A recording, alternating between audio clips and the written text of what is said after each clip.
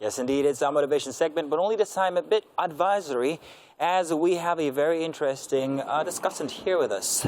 Let's talk business discussion. And Sharif Gbadamosi is here with us. He's a learning and development professional with over 20 years experience in senior management and executive roles. He'll be joining us right now. And let's talk about the rationale behind budgeting. Now, you're welcome. It's good to have you here. Just before we started, Mike asked me if I budget, and I said heavily. And I'd like to give him the details of how well I budget. It's not just a mental thing. It's actually on paper. It's scheduled into some worksheet that I have for every single income. But we'll talk more about. But tell us exactly this rationale. Is it something everybody should have, or it's everybody?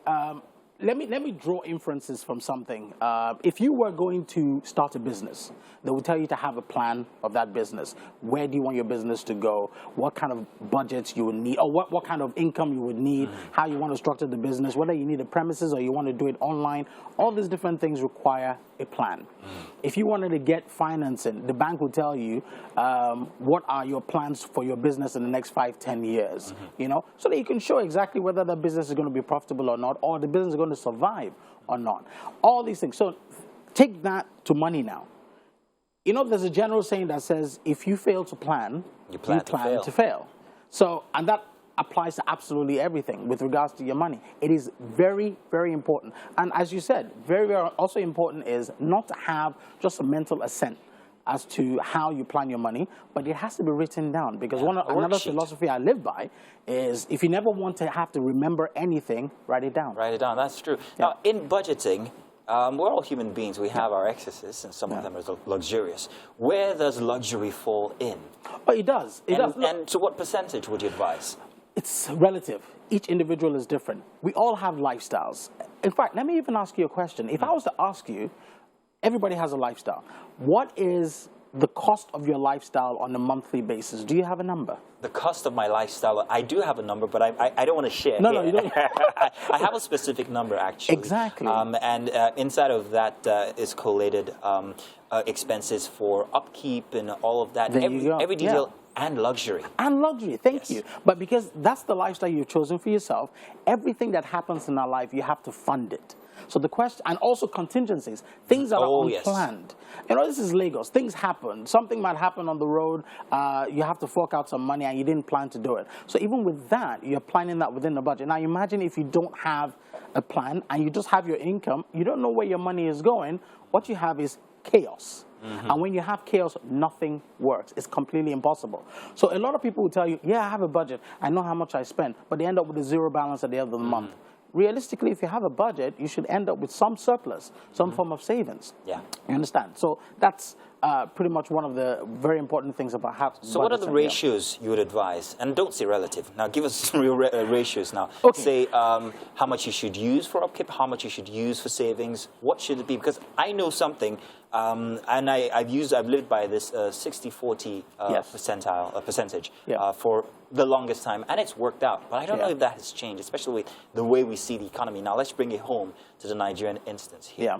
Well, generally what I do now, it's very difficult not to say relative, because everybody's lifestyle is different.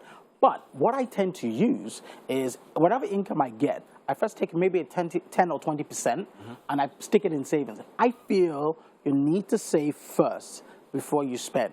Then you tailor your lifestyle to what you have kept back after your savings has been extracted. Because if you save on the back end, you probably won't have anything left to save.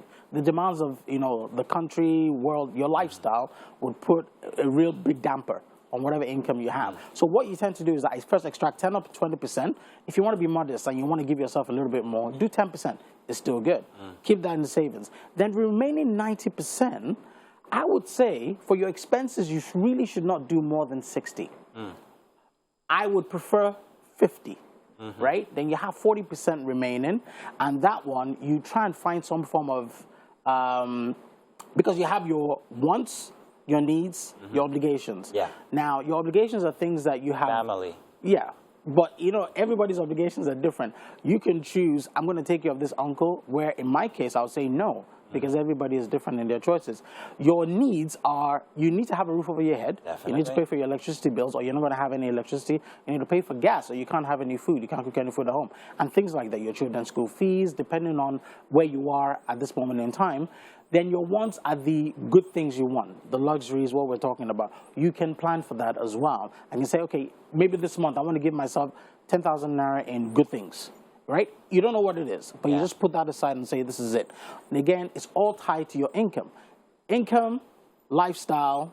Can that lifestyle be funded by this income after I extract 10% from it?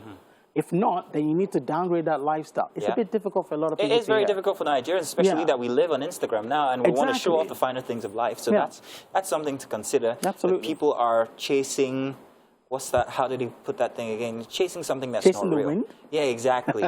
It's like, but now, you talked about 10% for savings. Last week we talked about inflation. Now, saving your money these days, is it the best advice that you can give to people? No.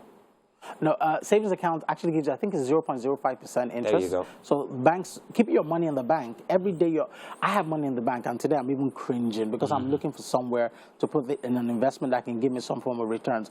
Now, inflation at the moment is about 16%. It might go down to 13.10 based on projections. However, if I'm looking for an investment today that can give me a 13 to 16% return, it's not that easy. Yeah. So I did a talk a few days ago, and someone said real estate. Yeah, but real estate is good. But however, pulling out of real estate is not easy. Difficult. Yeah. So if you need your cash tomorrow, except you're having a distress sale, it's not a worthwhile investment. So you're looking at money market instruments.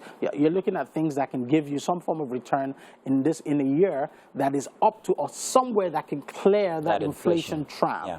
So even if you can get 6-7% as a start, but I would say go for a basket. Don't just go for one instrument. Don't put all your eggs in one basket. Spread it. Spread it. Okay. Spread it. So you can do some real estate. You can do some, So now when we put away that 10% as our savings, or maybe want to invest it in something, cool. But is savings, is that 10% the same as our contingency plan? No, it's not. Yeah, you need to make that clear. Yeah, that has to be very clear. Your 10% is not your contingency, because what tends to happen is people say, I put 10% away and the remaining 90% I'm using it to facilitate my lifestyle. But guess what? Something happens, you can't dip your hand into that 10%. That 10% is for your future. You're paying it forward. Then out of that 90%, you can say maybe another 10% for contingencies, and so on and so forth. But you cannot use that savings as your contingency. That savings is your future. Wow. Lifestyle. That's a lot of discipline for anyone who wants to do that. I mean, it's a tremendous amount of discipline. I would suggest that you out there, that you do this, and of course you have his Instagram and contact on there, so you might want to send Gbadamosi here a few messages and he'll be able to put you guys through. Thank you very much for joining us once again. Welcome. Great to be Absolutely love the hair. Going to do that next week. Thank you. Do stay tuned. We've got more coming your way. Let's take a break now. We'll be back with more Inside Wake Up Nigeria.